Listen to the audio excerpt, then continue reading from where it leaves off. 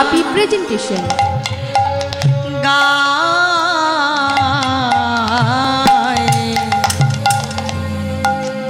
ঘর চাঁদন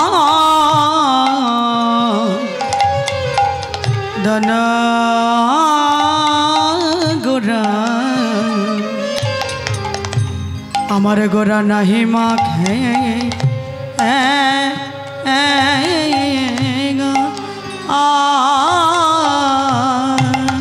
নাহি মাখে কত ব্রজর ধোলা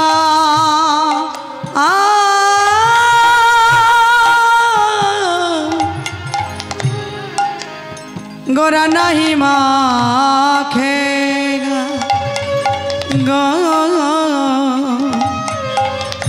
গোরা নাহি মাখে বলে ধুলা আজি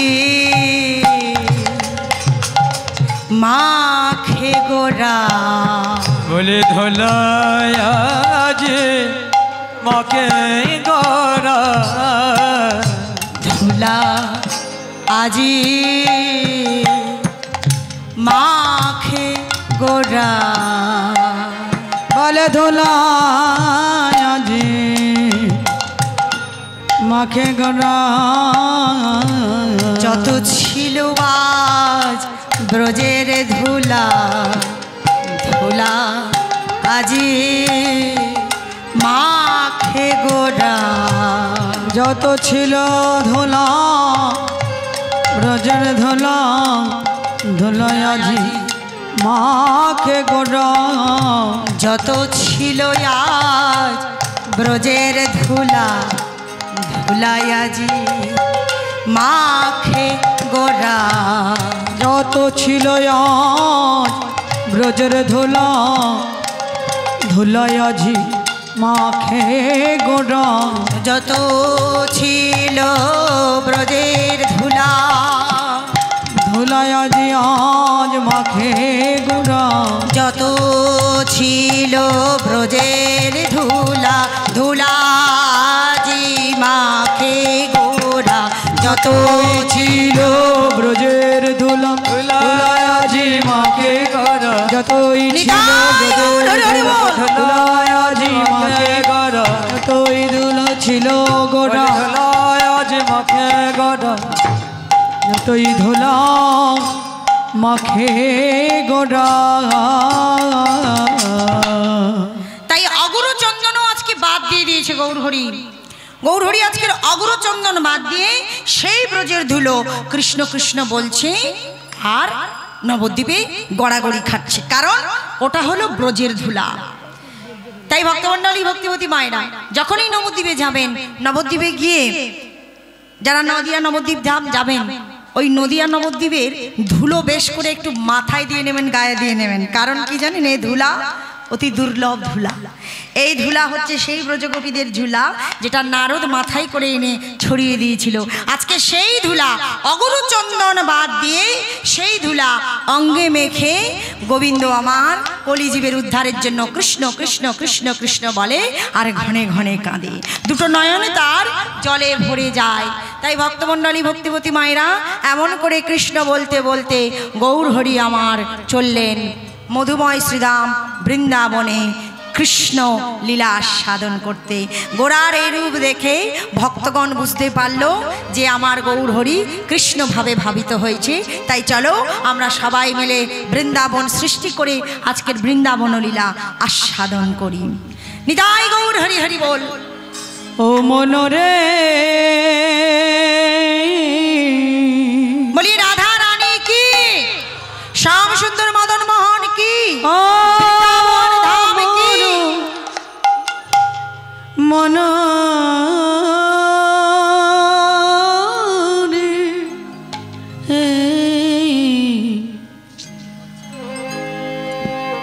মন চল রে বৃন্দাবন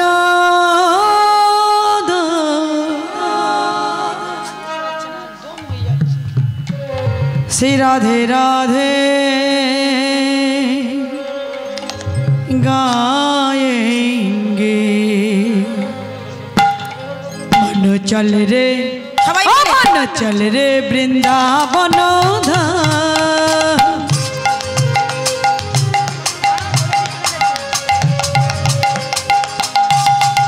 ओ मन चल रे वृंदावन धाम, ओ मन चल रे वृंदावन धाम। श्री राधे राधे गाएंगे, मन चल रे वृंदावन धाम, श्री राधे राधे गाएंगे नाम। हाँ हाँ राधे राधे गाएंगे, सम सम गाएंगे। राधे राधे गाएंगे, श्यामा श्यामा गाएंगे। राधे राधे गाएंगे, श्यामा श्यामा गाएंगे। राधे राधे गाएंगे, श्यामा श्यामा गाएंगे। राधे राधे गाएंगे, सम सम गाएंगे। चल रे अमन चल रे वृंदावन धाम। श्री राधे राधे गाएंगे। सबाई मिले राधा रानी की।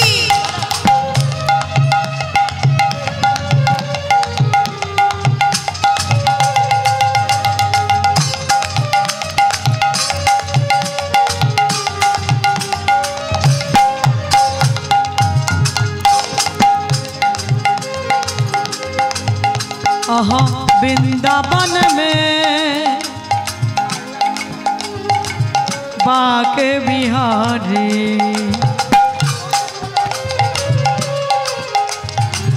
वृंदावन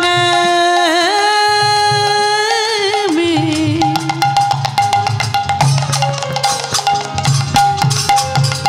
बाके बिहारी, बाक बिहारी दर्शन यारी।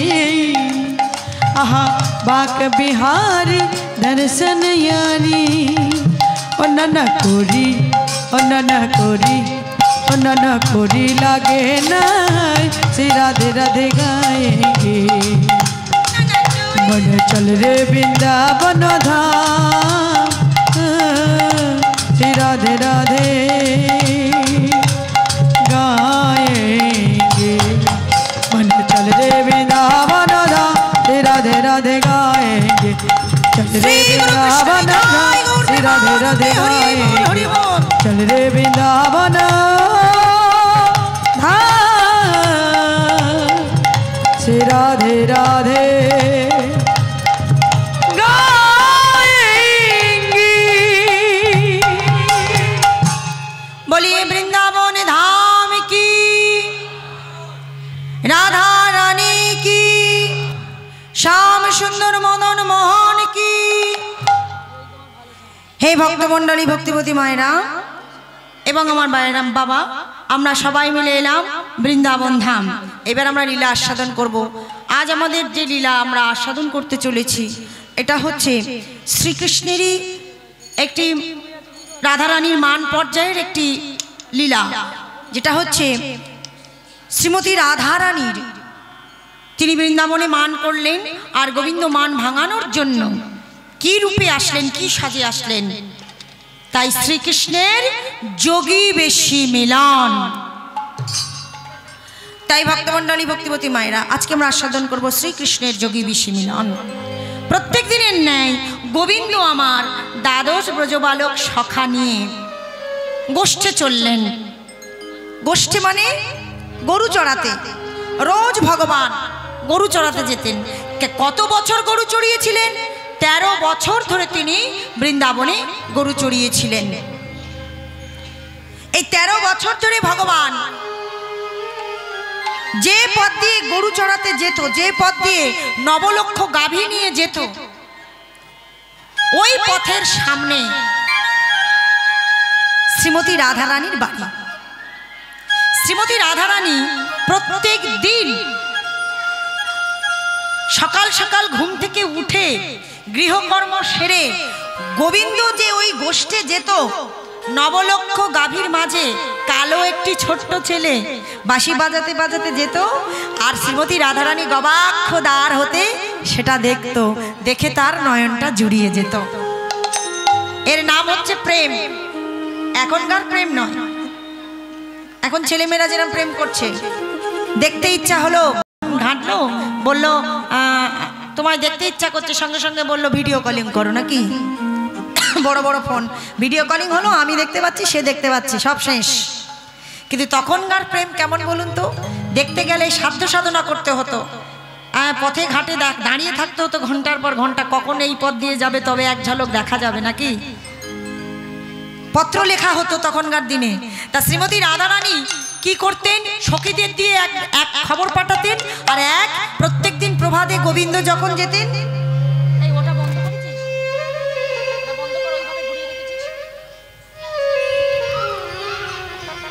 হে ভক্তমণ্ডলী, ভক্তিপতি মায়েরা,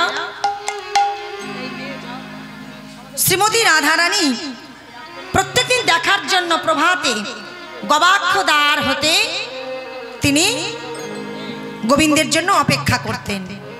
প্রত্যেক দিনের নয়, আজও গোবিন্দ আমার চললেন। কেমন ভাবে চলছেন দেখুন। ওই না সকালে গো ধন লইয়া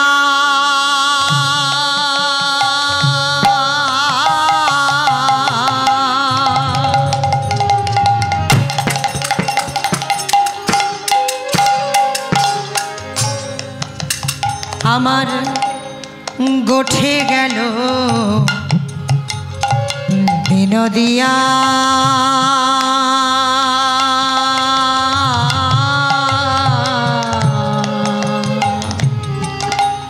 সকালে গ্রো ধন লইয়া,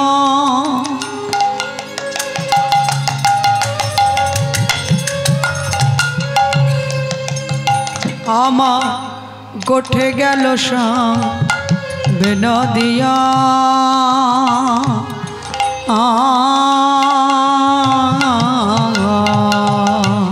সকালে গো ধন লইয়া,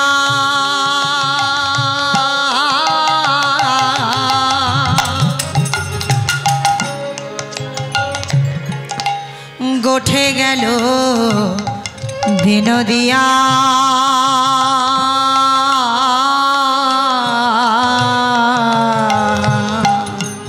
সকালে গো ধন লইয়া,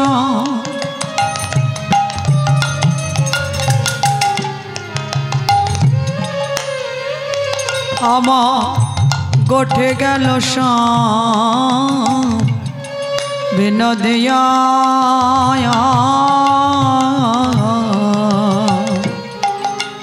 দিয়া সিংহা বেনুর বেনুর নিশান,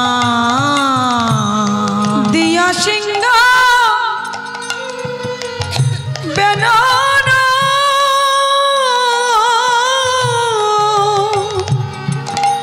বেনুর,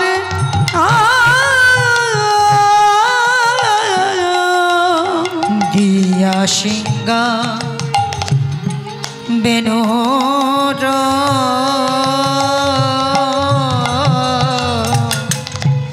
বেনুর নিশান, দিয়া সিংহা বেনুর বেনুর বিশান, গুরুজনার আঙ্গিনাতে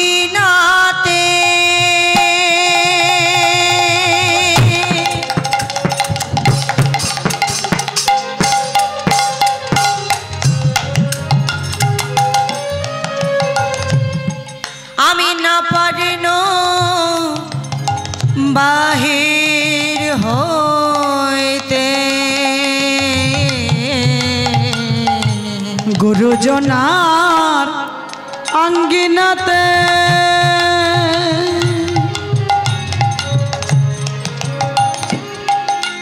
আমি না পারিলাম বাহির হতে, গুরুজনার আঙ্গিনাতে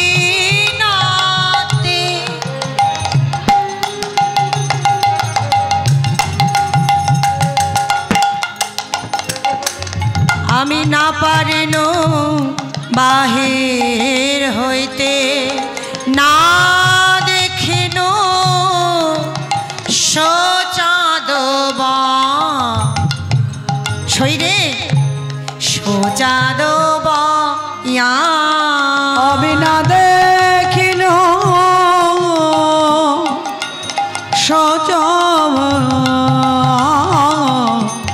সোচাদব বলে ভাগ্যে ললিতা সকাল সকাল বাড়ির কাজ সেরে দরজার কাছে গিয়ে তবু আমার কি হলো জানিস কি বলে ভাগ্যে আমার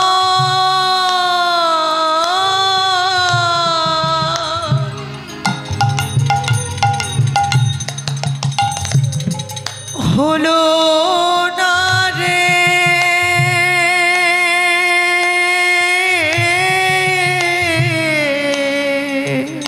বলে ভাগ্যে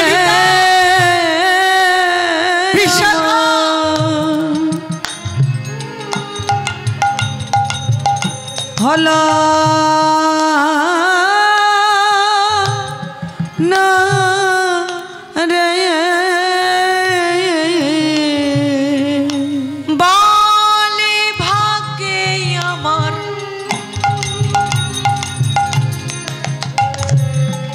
হলো না রে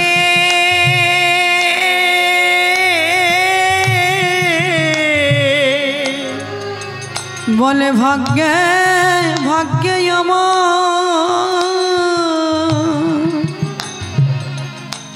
ওরে ললিতা হলো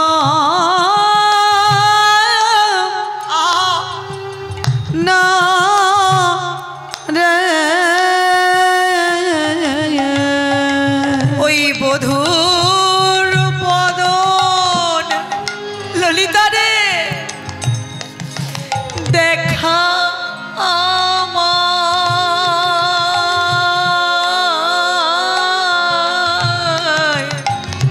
ওই ভাগ্যে ভাগ্যে আমার আমি বধূর বদন দেখতে পেলাম না রে ললিতা হলো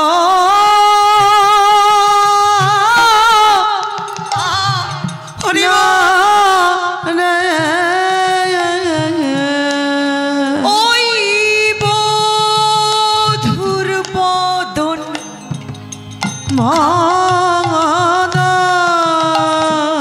বদনে দেখাই আমার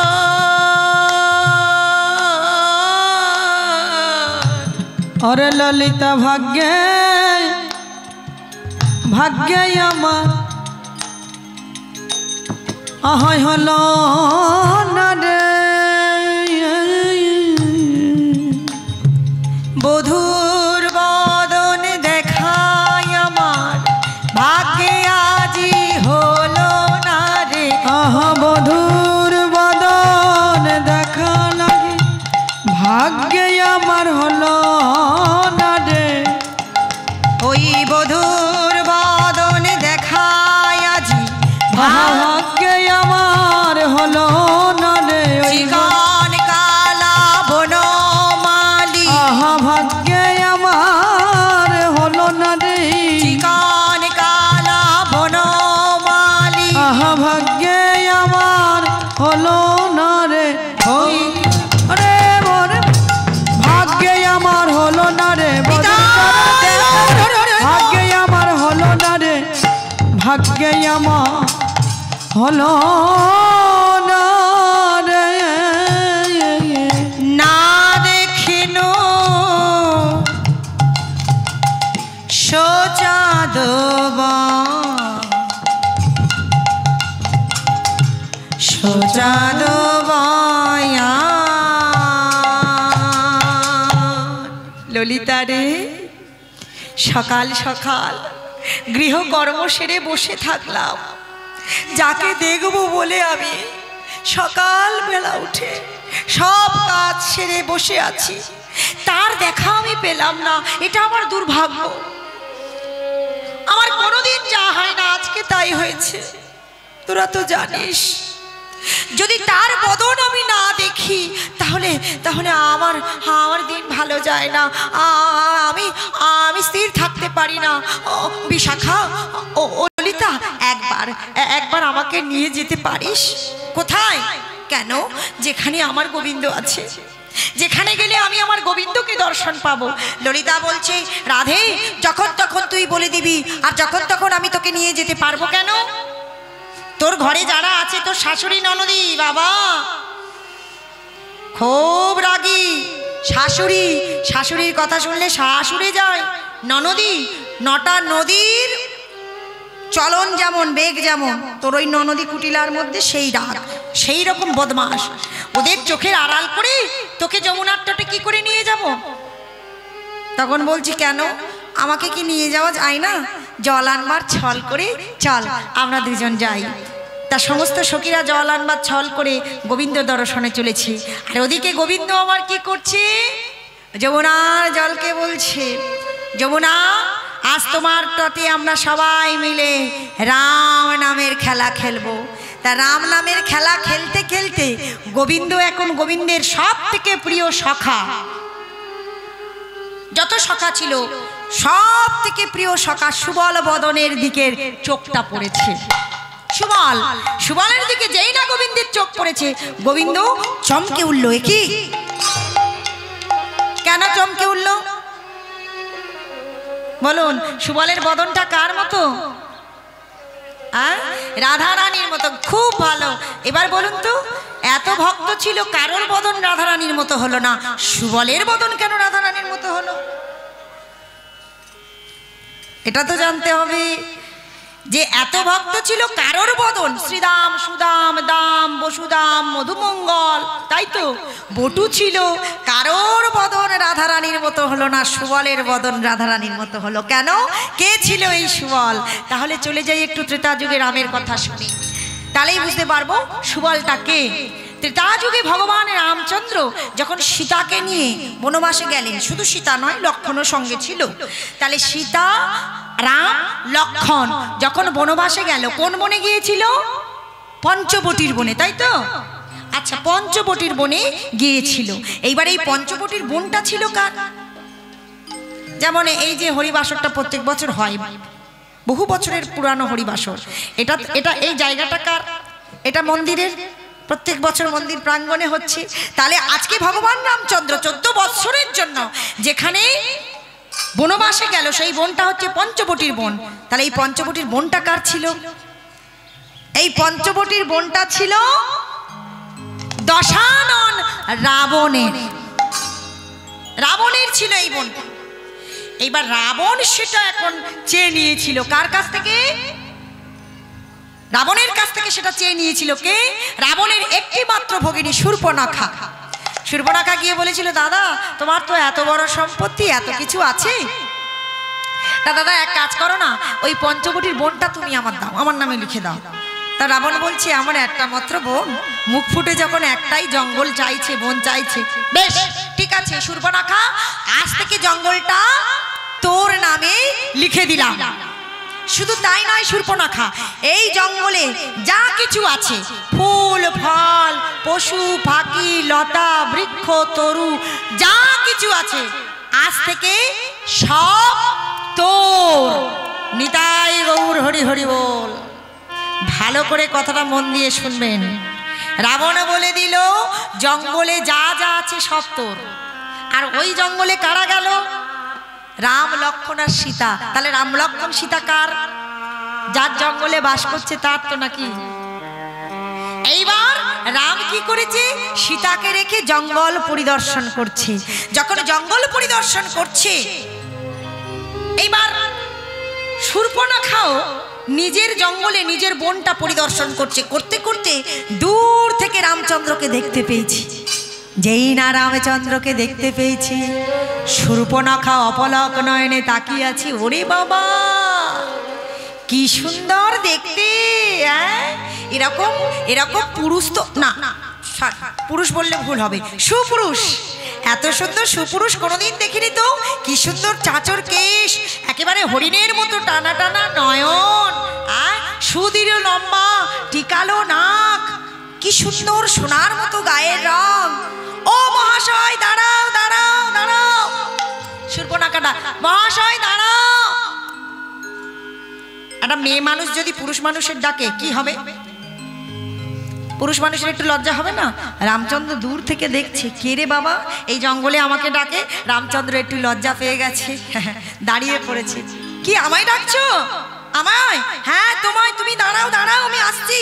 শূর্পণখা ছুটে ছুটে রামের কাছে এসেছে, এসে বলছে মহাশয় তোমার নাম কি গো? তখন বলছে আমার নাম হলো রাজীব লোচন রামচন্দ্র। রামচন্দ্র যেই না বলেছে রাজীব লোচন নাম, শূর্পণখা মনে মনে ভাবছে যেমন দেখতে তেমন নাম। আহা হা হা, দেখলে মনে হয় যেন একবার স্পর্শ করি। যদি আমি ওকে আমার স্বামী রূপে পেতাম তাহলে আমার জীবন ধন্য হয়ে যেত। নিতাই গৌর হরি হরি বল। শূর্পণখা মনে মনে রামকে নিজের স্বামী ভেবে নিল। তাহলে ভাবুন, মনে মনে শূর্পণখা রামকে স্বামী ভেবে নিয়েছে, নিয়ে বলছে শোনো রামচন্দ্র, আমার নাম হচ্ছে শূর্পণখা। নাম রামচন্দ্র জিজ্ঞেস করেনি, কারণ জানে নাম জিজ্ঞেস করলে বাড়াবাড়ি হবে। তাই রামচন্দ্র চুপ করে আছে। এবার নিজে নিজে পরিচয় দিচ্ছে, ও রামচন্দ্র আমার নাম হলো শূর্পণখা।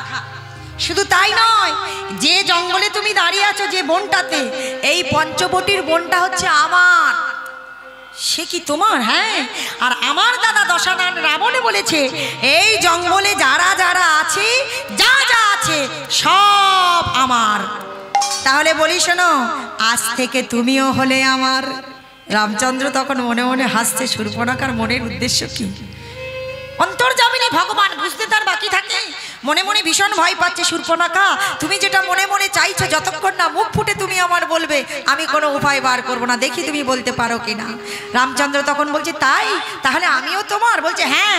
শোনো মহাশয় রামচন্দ্র, আমার মনের বাসনা হলো আমি তোমাকে স্বামী রূপে পেতে চাই। স্বামী রূপে পেতে যেই না বলেছে স্বামী রূপে পেতে চাই, রামচন্দ্র হেসে বলছে ও শূর্পণখা বলছো কি? স্বামী রূপে তুমি আমায় পেতে চাও? এ কি গো, আমি তো পরপতি, সীতা আমার স্ত্রী, চাইলে আমি তোমার বিবাহ করতে পারবো না, তাই আমার পক্ষে সম্ভব নয়। শূর্পণখা তৎক্ষণাৎ বলল শোনো রামচন্দ্র, আমি হলাম দশানন রাবণের একটি মাত্র ভগিনী। যখন আমি চেয়েছি তোমাকে আমার বর করে পাবো, স্বামী রূপে পাবো, তাহলে আমার এই বাসনা পূর্ণ তোমার করতেই হবে। রামচন্দ্র দেখছে নাচার বান্দা ছাড়বে না, আর ভক্তের মনের বাসনা ভগবান না পূর্ণ করে থাকেও না। তবে কিন্তু চাইলেই যে সেই সময় সঙ্গে সঙ্গে তোমার মনের বাসনা পূর্ণ করবে এমনটা নয়। সোজা যাকে যুগ যুগ ধরে সাধনা করে পাওয়া যায় না, সঙ্গে সঙ্গে বলেছে তুমি পাবে। দাঁড়াও, রামচন্দ্র বলছে রাম না হতে তো রামায়ণ লেখা হয়ে গেছে। আমি জন্মানোর আগেই সব ঘটনা লেখা হয়ে গেছে, সেখানে শূর্পণখাকে বিয়ে করার কোনো কথা নাই। তাহলে আমি এর মনোবাসনা পূর্ণ করব কি করে? এইবার লক্ষণকে ডাক দিয়েছে, লক্ষণ রে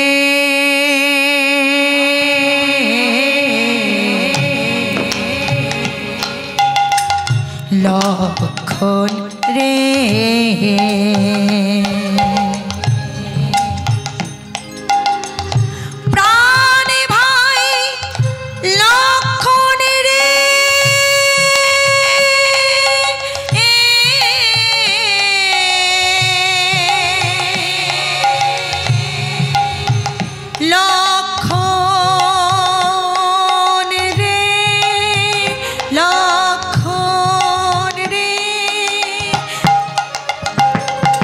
ওরে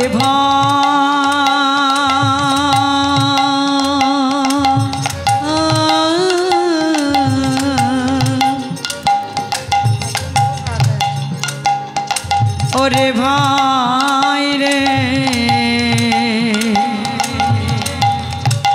আমার লক্ষণ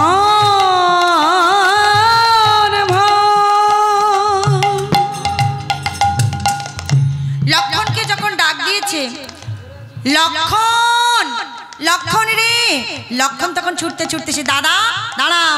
কি হয়েছে দাদা? বলো কি করতে হবে? আমি তো তোমার সেবার জন্য তোমার সঙ্গে এসেছি। বলে এখন সেবা করতে হবে না, দেখ ওই যে দূরে মেয়েটা দেখতে পাচ্ছিস, ওর নাম হচ্ছে শূর্পণখা। বাহ, দেখি তো ভালো করে, দেখতে খুব একটা ভালো না হলেও চলে যাবে। শূর্পণখার নাকটা একটু বড় তো, কানটা একটু বড়। লক্ষণ বলছে দাদা খুব একটা ভালো দেখতে নয়, নাম শূর্পণখা। বলছে হ্যাঁ, কিন্তু ওর কি উদ্দেশ্য জানিস ভাই? কি না, ও আমাকে স্বামী রূপে পেতে চেয়েছে, আমাকে ওর প্রতিরূপে দর্শন দিতে হবে, ধরা দিতে হবে। কিন্তু তুই তো জানিস তোর বৌদি সীতা আছে, তাহলে আমি কি করে ওকে বিয়ে করি? এক কাজ কর লক্ষণ, আমি তোকে আদেশ করছি তুই শূর্পণখাকে বিয়ে কর। যেই না লক্ষণকে বলেছে তুই বিয়ে কর, লক্ষণ তখন মনটা খারাপ করে বলছে দাদা এটা তুমি কি বললে? তোমার সব কথা আমি মেনে নেব, এক কথাই আমি রাজপ্রাসাদ ছেড়ে চলে এসেছি। আসেনি লক্ষণ? দাদা তোমার সেবা করবার জন্য আমি রাজ সুখ ত্যাগ করেছি, নিজের স্ত্রীকে ত্যাগ করেছি দাদা। কিন্তু আজকে তুমি যে আদেশটা আমায় করলে শূর্পণখাকে বিয়ে করার, এই আদেশটা আমি পালন করতে পারবো না। কেন দাদা? যে তোমাকে স্বামী রূপে বরণ করে নেয় সে সম্পর্কে আমার কে হয়? যেমন সীতামা আমার বৌদি, আমি তাকে মায়ের চোখে দেখি, তার চরণ যুগল সকাল সন্ধ্যা সেবা করি। তাহলে যে শূর্পণখা তোমাকে স্বামী রূপে বরণ করেছে, এই শূর্পণখা যে আমার বৌদির সমান, আমার মায়ের সমান, আমার উচিত ওর চরণ যুগল সেবা করা। কত জন্মের পুণ্য না থাকলে তোমাকে স্বামী রূপে বরণ করেছে। দাদা তুমি কি করে বলছো আমি মাকে ভোগ করব, নিজের করব? না না দাদা না, এটা তুমি ভুল বললে। ঠিক আছে লক্ষণ, বেশ আমি বুঝলাম তুইও বিয়ে করবি না, কিন্তু কোনো ভক্ত যদি আমাকে চায় তাহলে তার মনের বাসনা তো পূর্ণ করতে হবে। তবে চার মধ্যে পার্থক্য আছে মায়েরা, তাই না বাবা? চার মতো চাইতে হবে, ভালোবাসার মতো ভালোবাসতে হবে নাকি? ভগবানের কাছে আমি গেলাম, গিয়ে আমরা ভগবানের কাছে কি করি? গিয়ে বলি ভগবান আমার ছেলের অসুখ করেছে, তুমি যদি ভালো করে দাও তোমার মন্দিরে পাথর বসিয়ে দেবো, বলি না? আচ্ছা এর মধ্যে কি লুকিয়ে আছে বলুন তো? স্বার্থ নেই লুকিয়ে, তুমি আমার দাও আমি তোমার দেব। অনেক কম মানুষ আছে যারা বিনা কারণে ভগবানের সেবায় লাগায়। দেখবেন মন্দিরে মন্দিরে এত ঢিল। আমার জয়নগরে বাড়ি, মা ধনন্তরীর মন্দির আছে, জয়নগরে মা ধনন্তরীর মন্দিরের জানালাতে এত ঢিল বাঁধা হয়েছে কোন দিন জানালাটা খুলে পড়ে যাবে, ভক্তের এত চাহিদা। ভগবান কত চাহিদা পূরণ করবে? ভগবান তো আমাদের সব দিয়ে পাঠিয়েছে, হাত কান নাকি চোখ দৃষ্টি সব দিয়েছে, বলেছে কর্ম করো, কর্ম অনুযায়ী ফল পাবে। তুমি যেমন ভাবে ডাকবে ভগবান তো তেমন ভাবেই আসবে। তাই এই যে মনে মনে তার যে বাসনা বরণ করে নিয়েছে, ভগবান রামচন্দ্র বলল লক্ষণ ও যখন আমাকে স্বামী রূপে বরণ করেছে তাহলে ওর মনের বাসনা পূর্ণ করতে হবে। তবে সেটা ত্রেতা যুগে সম্ভব না হলেও পরের যুগে। তবে এক কাজ কর লক্ষণ, তুইও যখন বিয়ে করবি না, আমিও যখন বিয়ে করব না, তাহলে ওর নাক আর কানটা কেটে নিয়ে আয়। লক্ষণ বলে দাদা ভালোবাসার কথা বললে কি নাক কান কাটতে হয়? এ আমি প্রথম শুনছি দাদা। ভালোবাসলে কি দেয় এখনকার ছেলেমেয়েরা? গোলাপ ফুল দিয়ে বলে আই লাভ ইউ, নাকি ইংরেজিতে বলে আই লাভ ইউ। আর তোমাকে যে ভালোবাসলো, তোমাকে যে বিয়ে করবে বলছে, তার তুমি নাক কান কাটবে? এটা তো ঠিক না। বলছে লক্ষণ রে তুই আমার মহিমা বুঝবি না। লক্ষণ ওরে নাক কান কেটে আমি অগ্রিম বুক করে রাখছি। সে কি? হ্যাঁ, এই যেমন আমি এখানে গান করতে আসবো, আগের বছর বাবা আমার টাকা দিয়ে বুক করে দিয়েছিল যে এই দিনে তোমার গান হবে। তুফান বয়ে গেলেও আমাকে এই দিন আসতে হবে, কারণ আমার বুক আছে এখানে। আমি যতই অসুস্থ হই না কেন আমাকে উপস্থিত হতেই হবে। তাই ভগবান রামচন্দ্র বলছে শোনো লক্ষণ, ওরে নাক কান কেটে অগ্রিম বুক করো। কেন না, আমি এই ত্রেতা যুগের লীলা শেষ করে যখন দাপর যুগে যাব, আমি গোকুলে হব কৃষ্ণ, গোকুলে হব কৃষ্ণ, আর ওই শূর্পণখা গোকুলে হবে কুবজা। কুবজা ওরে নাক থাকবে না, কান থাকবে না। হরি বল। তখন কি করব জানিও? ওর মনের আশা পূর্ণ করব,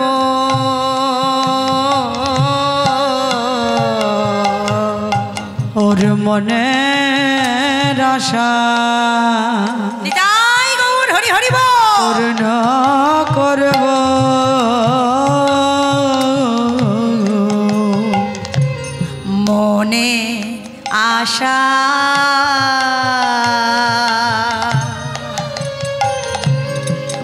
পূর্ণ করব।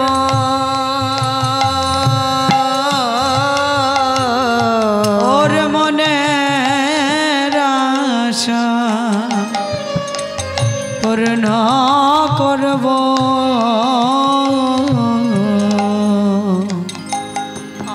রাম হয়ে নয় শ্যাম হয়ে আমি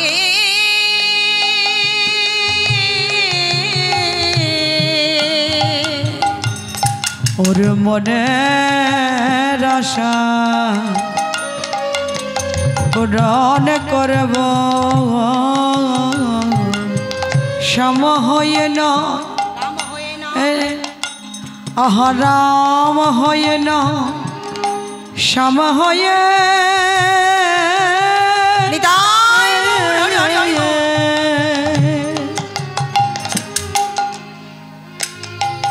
ওর মনের আশা পূরণ করব। রাম হয়ে নয় শ্যাম হয়ে আমি মনের আশা পূর্ণ করব। রাম হয়ে নয় শ্যাম হয়ে ওর মনের আশা পূরণ করব। রাম হয়ে নয় শ্যাম হয়ে আমি মনের আশা পূর্ণ করব। রাম হয়ে নয় শ্যাম হয়ে ওর মনে আশা পূরণ। রাম হয়ে নয় শ্যাম মনের আশা পূরণ করব। রাম হয়ে নয় শ্যাম মনের আশা পূরণ করব। রাম হয়ে নয় শ্যাম হয়ে ওর মনের আশা আমি পূরণ করব। তাই বলছি রাম হয়ে নয় শ্যাম হয়ে পূজা হবে, আমি ওর মনের আশা পূর্ণ করব। যাও নাক কান কেটে নিয়ে এসো।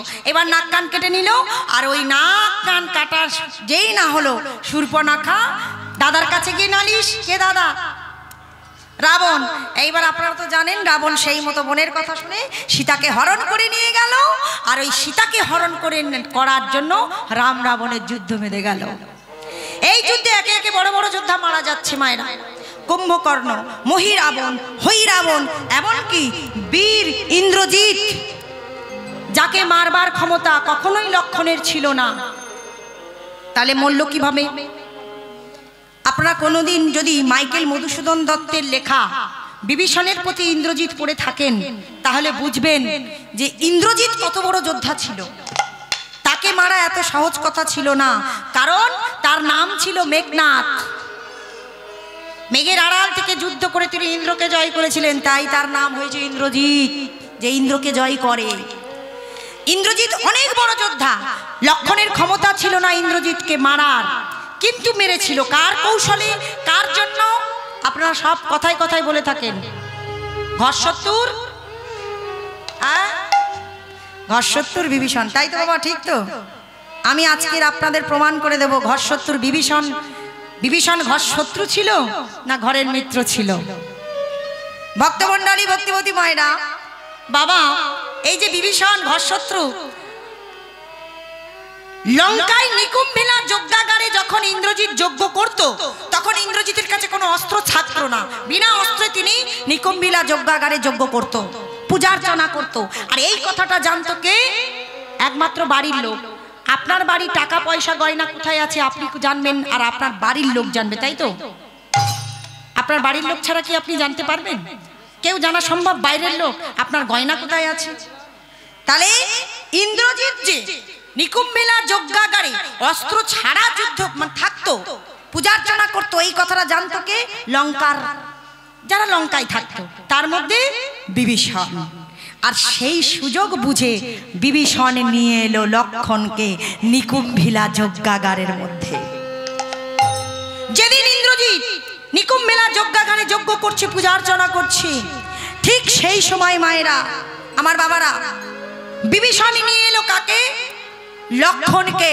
লক্ষণ অস্ত্র হাতে ওই নিকুম্ভিলা যজ্ঞাগারে যখন প্রবেশ করেছে, পূজার্চনা করতে করতে ইন্দ্রজিৎ বুঝতে পারলো নিকুম্ভিলা যজ্ঞাগারে কেউ যেন প্রবেশ করেছে। সঙ্গে সঙ্গে